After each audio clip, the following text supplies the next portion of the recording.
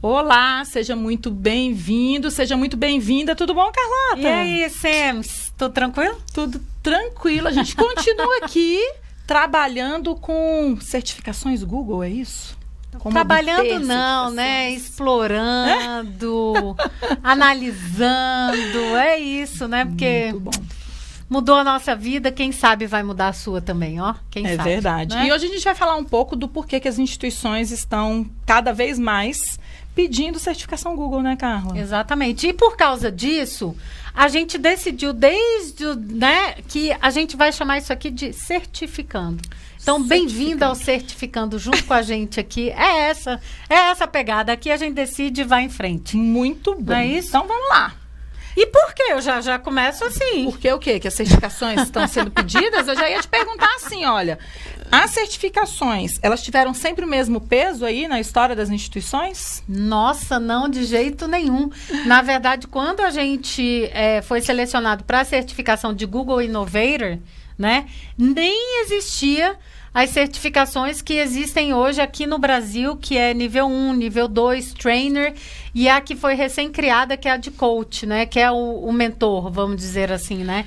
Então, não tinha essa visão, eu acho que nem da parte das instituições educacionais, nem dos educadores. Muito menos dos educadores, assim, nesse sentido, né? Primeiro que certificação é uma coisa nova na educação, né, Carla? A certificação ela era muito comum, por exemplo, profissionais de TI sempre tiveram certificação em protocolos, em coisas muito específicas da área, né? E eu acho que tem uma visão também, Samara, não sei se você concorda comigo, de que a gente pensa muito em certificação, mestrado, doutorado, que é uma titulação, que não deixa de ser uma certificação. Pós-graduação, MBA. Uma especialização e tudo mais, mas cada vez mais tem tido força essa questão das certificações. Por quê?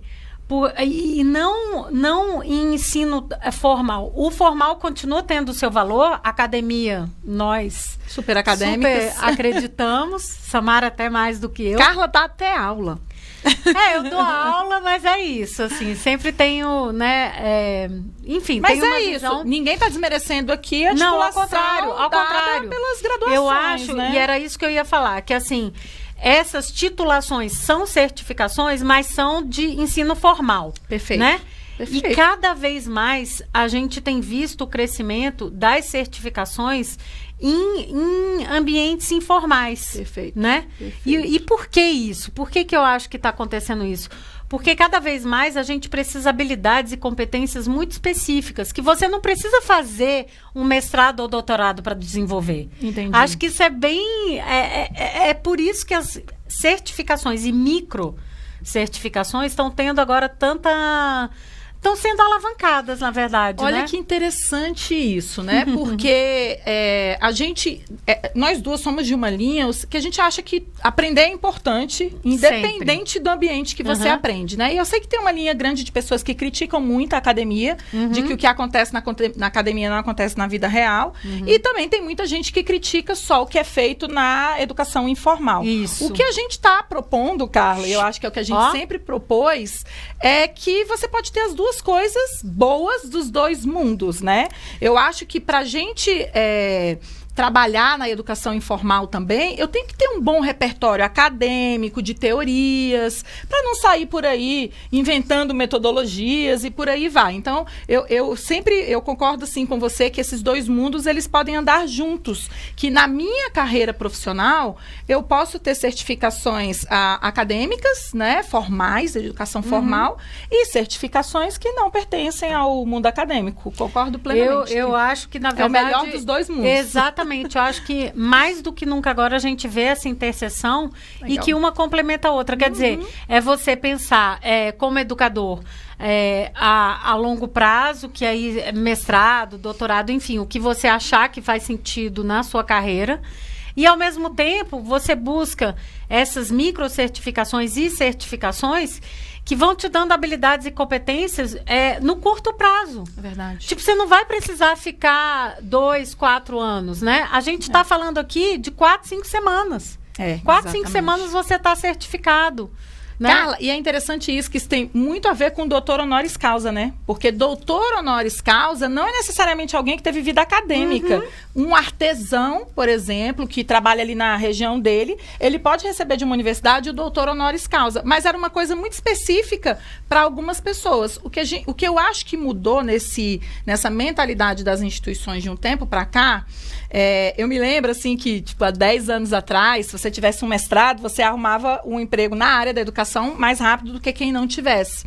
E hoje em dia, eu acho que as instituições entenderam que se eu tiver, por exemplo, um professor graduado com algumas certificações em outras áreas, ele é alguém tão habilitado quanto aquele que fez o mestrado.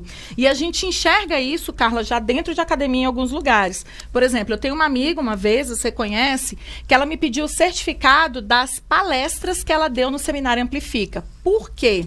Porque ela estava pleiteando, dentro de um instituto federal, o cargo de professor com doutorado. Então, ela tinha que provar que ao longo daquele período ela tinha carga horária suficiente em cursos que não eram um doutorado, mas que fosse uma carga horária de um doutorado. Tá, até isso as instituições estão mudando, então... E ela recebe o salário hoje de doutora. E ela não fez doutorado. Não fez doutorado, não fez. Olha que interessante, muito interessante isso, Samara. E, na verdade, eu acho que também tem esse ponto, né, das certificações, porque cada vez mais eu vejo muitos professores que me pedem, assim, tipo... no bootcamp, né, na preparação para certificação, de conclusão. O certificado de conclusão do curso, porque isso vale para a carreira dela, né? Vale em termos de horas, às vezes para ascensão profissional é o que estava faltando em termos de horas, às vezes é nesse caso dos IFs que tem uma visão que já vem... Que são mais novos, né? São instituições acadêmicas, mas que são muito recentes comparados com, enfim, com as nossas instituições acadêmicas. E eu vejo assim também, Samara, se você tem, por exemplo, um mestrado e um doutorado, e você ainda tem essas certificações, gente, para mim, cara, para mim você ganha 1000 pontos, porque... você ainda passa da coisa de ter só o acadêmico e passa a ter...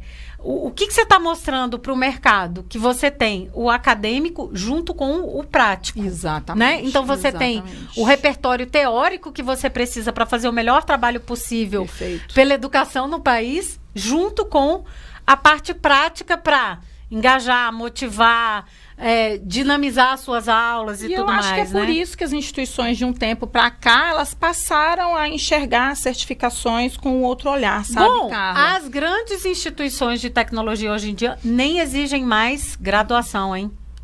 As de tecnologia, é verdade. Graduação. Mas na educação, elas exigem não sei se a gente várias... vai chegar. Não, claro que é diferente. É totalmente diferente. Mas o que eu estou falando é que...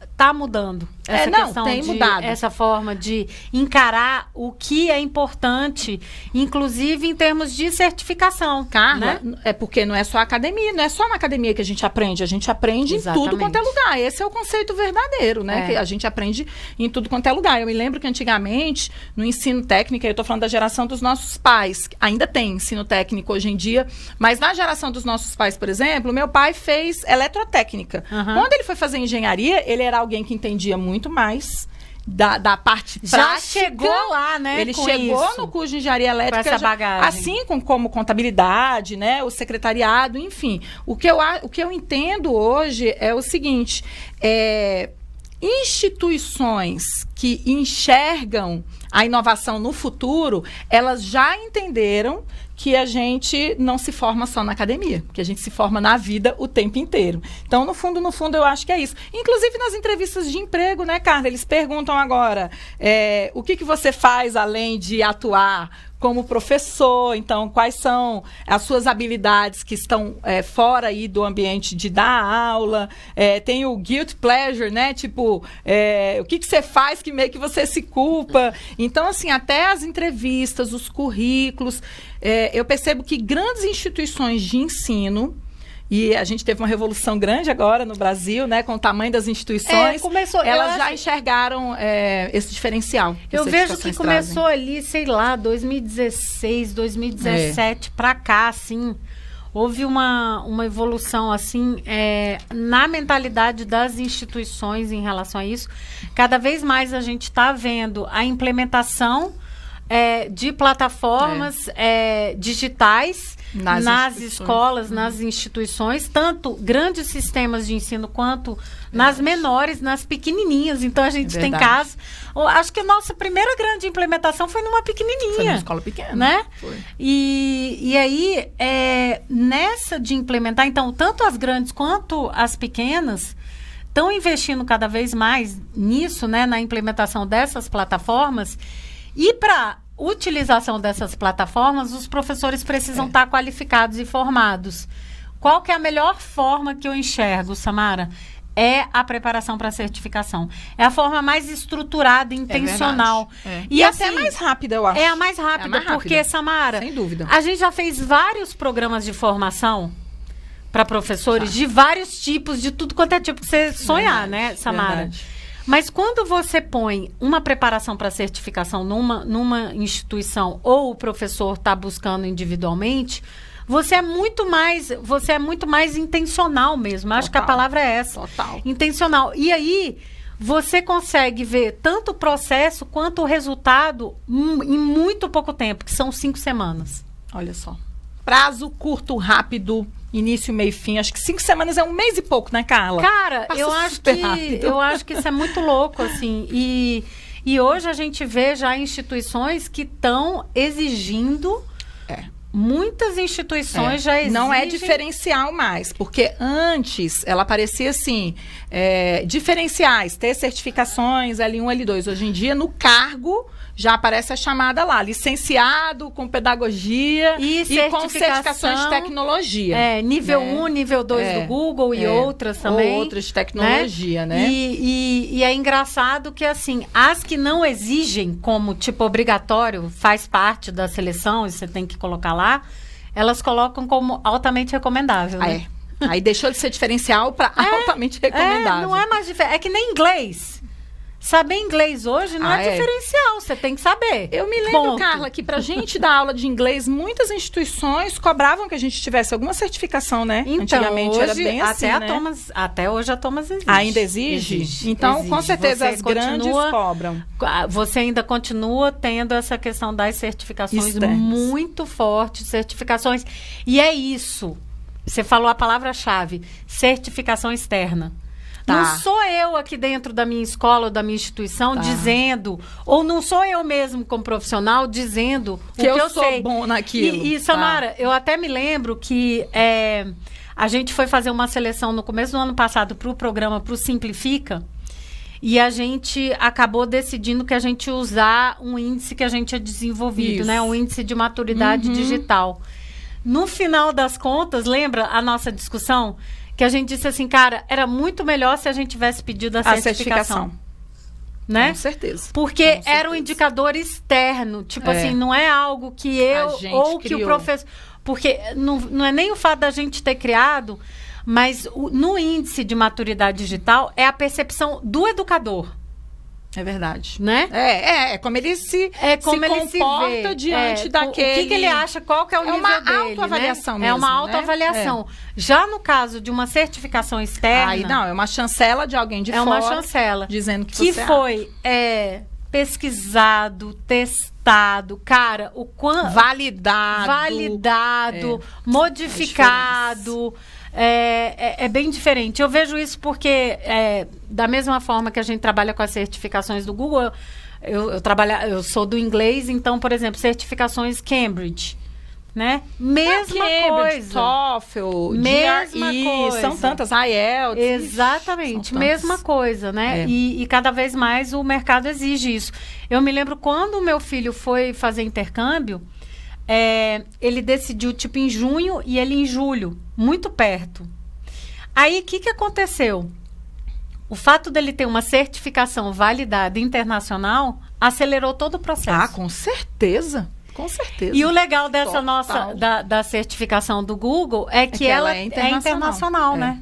Carla, e aí, então, eu acho assim, que tem hora que a gente tem que ser sincera. né? Tem hora que a gente tem que falar o que a gente pensa. Quem não se ressignificar, não se atualizar, vai começar a ficar defasado no mercado. Assim, no quesito certificações. Eu estou te perguntando isso, eu vou dizer por quê. Eu poderia, por exemplo, ter feito as certificações de língua inglesa logo que eu terminei meu curso de inglês. Eu estava super, né, ali... apta, craque, e eu não fiz. Eu na época não fiz, nem me lembro por que eu não fiz. Aí, o que acontece? Se eu quiser fazer hoje, eu vou ter que me dedicar e estudar profundamente.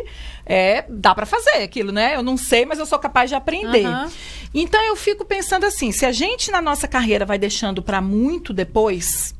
as coisas mudam muito rápido. Então, a chance de eu ficar para trás, ela é muito grande. Por isso que eu estou te perguntando isso. Assim, poxa, a gente já está vendo que caminhou para o digital, o mundo está mudando. É melhor, eu sou meio dessa, sabe? É melhor eu já ir começar fazendo isso agora, porque vai chegar uma hora que vai ter mudado tanto que eu acho que vai ficar muito difícil. É tipo assim, é melhor você já estar pronto do que ter que se preparar? Pronto. Na correria? Excelente. Eu acho que a questão de se atualizar agora na verdade, eu acho que sempre foi um ponto, enfim, importante em qualquer carreira, né? Mas eu tenho a sensação, Samara, que antes a gente, como educadora, a gente se acomodava mais. Porque né? dava tipo muito assim, certo o que a gente fazia, né? Tá fluindo aqui, então vamos. E assim, tipo... a gente preparava, sei lá, no caderno, né? Ou a aula. E tal. Para pensar. Você deu aula há mais de 20 anos. Se você não tivesse mudado nada, você não teria continuado dando aula? Teria continuado dando aula. Tranquila, ali onde você estava? Teria continuado dando aula, mas hoje, se eu fizesse o que eu fiz no começo da minha... Se bem que não, porque eu já comecei usando tecnologia. Mas o começo da carreira a gente está aprendendo. O que eu estou te dizendo assim, é que você ganhou uma experiência em dar aula, em ensinar inglês para as pessoas, colocou alguns elementos ali que você aprendeu no meio do caminho, mas se você não tivesse tirado nenhuma certificação e usado só a tecnologia, você ainda estaria... dando aula. Ou você acha que já estaria naquele ponto que a instituição ia começar a achar que você estava defasada? Bom, a instituição que eu trabalhava já está pedindo isso como... Era isso que eu queria entender. Como, tipo, pré-requisito. Para contratar, já tem que ter certificação. Para contratar e também para... E quem é de dentro tem que fazer. E quem é de dentro está num programa de formação. E já estão tirando. Inclusive, eu sei, vários vouchers esses dias aí... A gente, numa parceria, fez a coisa dos vouchers e tudo mais. Então, quem não tem, tá ficando defasado. Samara, o que você tá me perguntando eu poderia estar dando a mesma aula de inglês? Não poderia. Não. Sabe por quê? Vou te dizer o porquê. Hoje, o nosso concorrente não é a outra escola de inglês, não é o sistema educacional, não é. O nosso concorrente é o YouTube, por exemplo.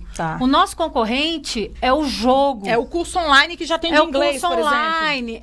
É o jogo que os meninos estão jogando. É o Netflix que não existia. Então, assim, não teria a mínima chance de eu sobreviver dando aula do mesmo jeito que eu estava dando. Tanto que teve uma grande leva... Mesmo que funcionasse muito bem antes. Mesmo que funcionasse muito bem antes. Teve uma grande leva de professor aí... que inclusive foi demitido, e professor excelente. De alta performance. Mas aí é que tá. O que é alta performance agora? É o aluno aprender, para mim. Para mim, alta performance é sempre o aluno aprender. É o aluno aprender, mas é mais. Eu acho que é o aluno estar engajado. O aluno feliz, o aluno porque senão, aprender. Sabe o que acontece? Começa a dar um bando de problema para a escola, para o coordenador, aí chega para o diretor e tudo mais, que aí os pais começam a reclamar. Verdade, entende? Verdade. Então, assim, mesmo que eu tiver... Eu saí do inglês aí tem alguns anos e tal, mas meu coração bate forte sempre. Ela é ótima professora de inglês, aliás. Ela poderia ter meu coração bate forte, dando aula de inglês mas tranquilamente. Quando a gente pensa, não são os nossos pares mais que são os nossos, que devem ser os nossos grandes modelos. Claro que eles continuam. Continuam, mas tem que explodir a bolha. Mas tem uma outra camada aí, outras variáveis que não existiam, Samara. Não existiam. Não existia Netflix, não existia Google, não existia nada disso. Verdade. Então a gente não pode achar que a gente vai continuar fazendo tudo do mesmo jeito. Isso que você está falando, Carla, é exatamente o que eu penso. Por que eu acho que o professor fica defasado? Porque cada ano que passa, o meu aluno continua com a mesma idade, mas eu envelheço. Tá? Então, por exemplo, eu comecei a dar aula, eu tinha 18 anos de idade. Então, a minha idade era próxima dos meus alunos do ensino médio. Olha, nossa, que legal isso que você tá falando. 18 anos. Agora, não. Agora eu tenho 40, eu tenho idade, 41, né? Eu tenho idade para ser mãe dos meus alunos que estão no ensino médio. Então, eu começo a ter, claro, conflito de geração, porque eu era muito próxima da geração quando eu comecei a dar aula. Ali até os 25, 30 anos, você ainda é, né? Muito descolado, tal, não sei o quê. E aí, com o passar do tempo, eu fui recebendo cada vez mais alunos diferentes. Olha, os meus alunos de 10 anos atrás, eles eram completamente diferentes dos meus alunos de hoje. Eles iam ficar discutindo com você de 10 anos atrás? Não, né? Não. Os alunos de hoje... Aí é isso que eu falo. Eu só tenho condições de me conectar com a geração que nasceu na era digital se eu, de alguma forma, conhecer esse mundo digital também. Com certeza. Então, hoje, tem até meio que um respeito, assim, dos alunos comigo, porque eu sou alguém que domino mais tecnologia do que eles, entendeu? Isso, que interessante. E eles perguntam, eles falam assim, professora, como é que é essa coisa de Google? O que é esse negócio de certificado? Porque eles enxergam, e aí isso é muito importante, né? Porque o aprendiz, em geral, ele tem que ter uma certa admiração por quem está ali com ele ensinando. E eles querem entender por que eu tinha tanta facilidade com tecnologia, enquanto alguns dos meus colegas não tinham. Se bem que agora eles estão todos conectados, meus colegas. Agora mas não deixa... Eu tenho que ser sincera em dizer isso. Se você não investir na sua carreira, no uso de tecnologias, seja ela por meio de uma certificação Google ou não, você vai ficar defasado. Assim, não vai ter como você se conectar com essa geração. Porque, vamos pensar, a chamada hoje em dia. Totalmente digital, no celular. No celular. E na rede pública também, não vem não, porque aqui na rede pública onde eu trabalho é uma planilha do Excel onde a gente faz a chamada. Então eu acho que não tem como você dizer, tá funcionando, vou continuar assim. Tá funcionando. E assim, o tá funcionando para quem? Normalmente é só pra gente. Que já tá lá com a aula pronta, tá na minha cabeça. Já tá na cabeça. Muito mais fácil. Mas, Samara, não tem jeito.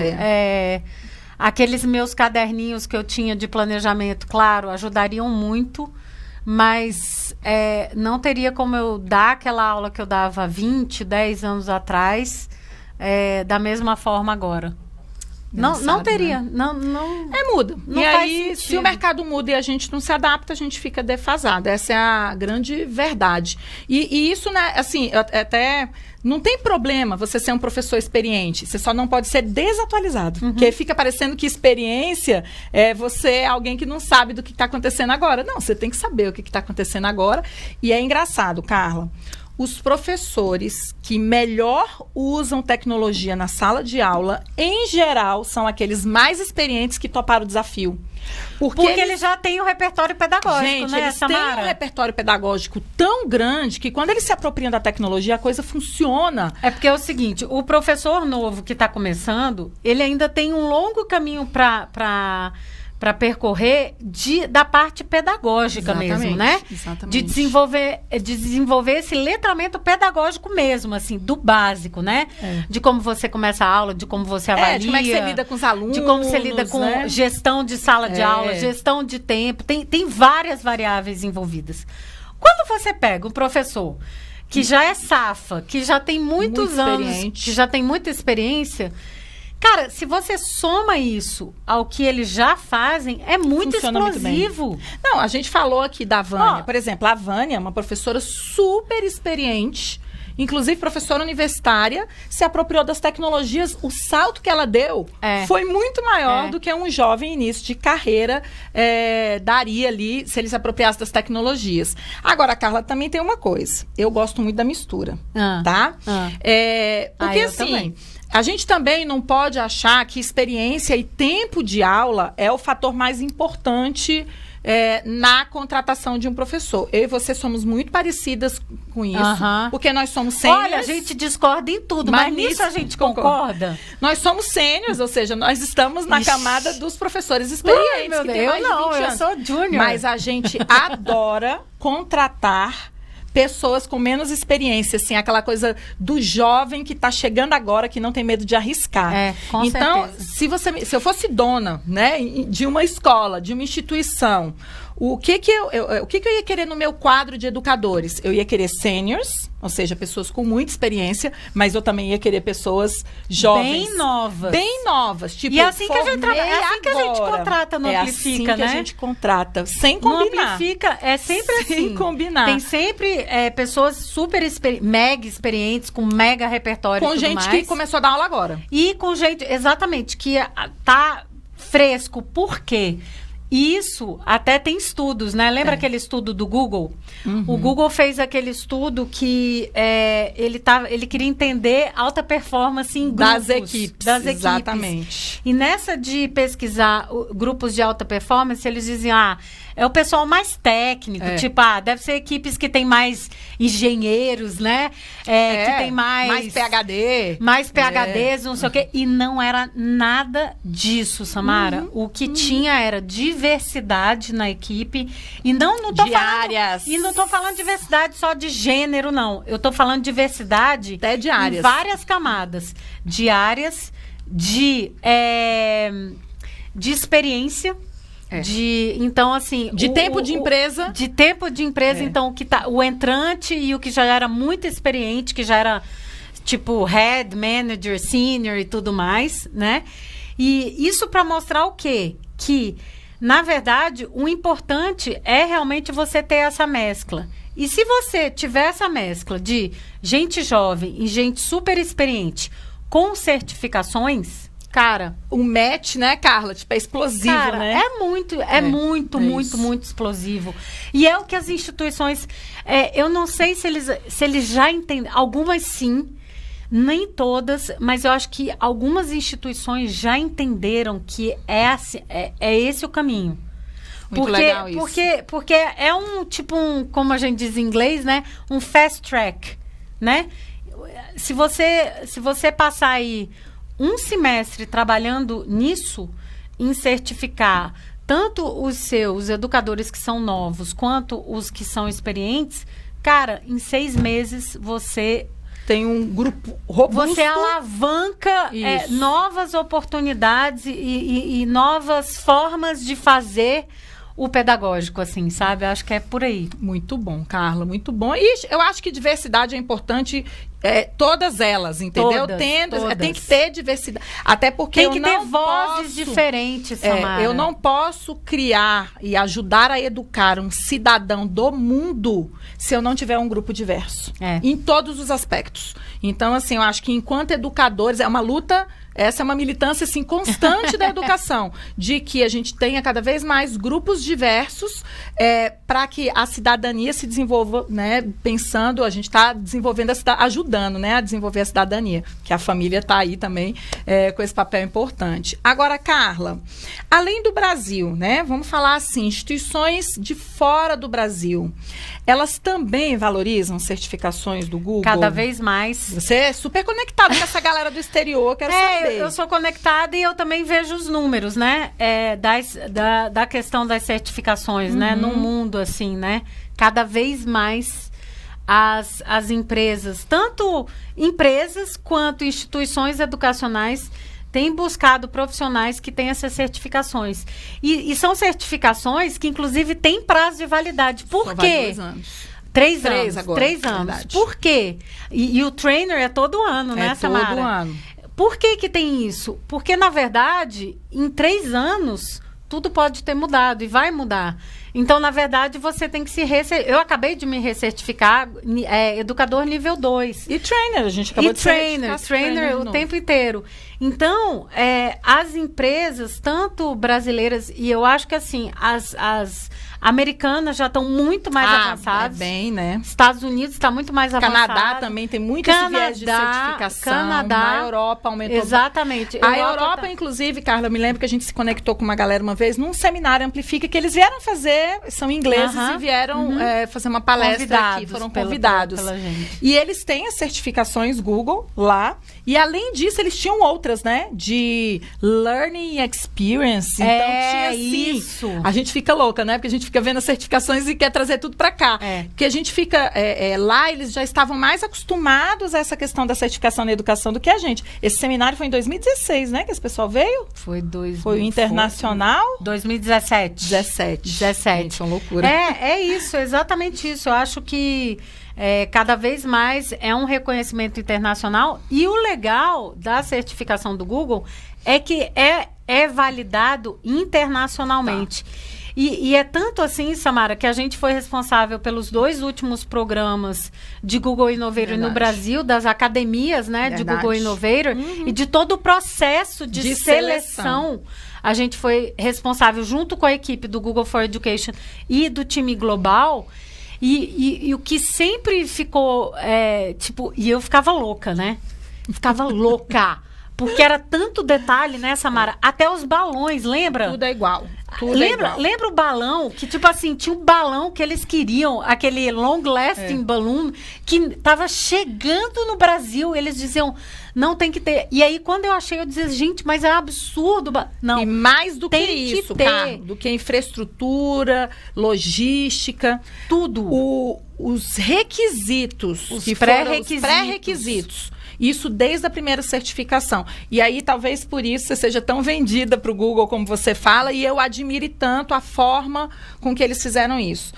Quando se pensou em trazer essa certificação para o Brasil, o que se pensava no mundo? Que os educadores brasileiros, talvez, não tivessem no mesmo nível, no mesmo nível dos educadores na época dos Estados Unidos, porque só tinha lá na época também.